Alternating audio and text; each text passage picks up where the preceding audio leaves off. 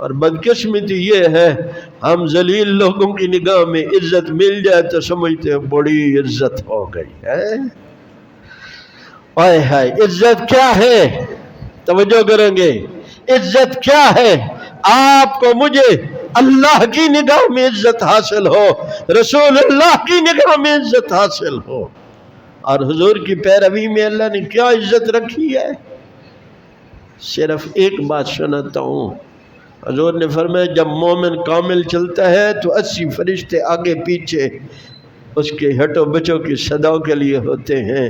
جب یہ مومن دین سیکھنے کے لیے نکلتا ہے فرشتے اس کے قدموں کے نیچے پر بچھاتے ہیں۔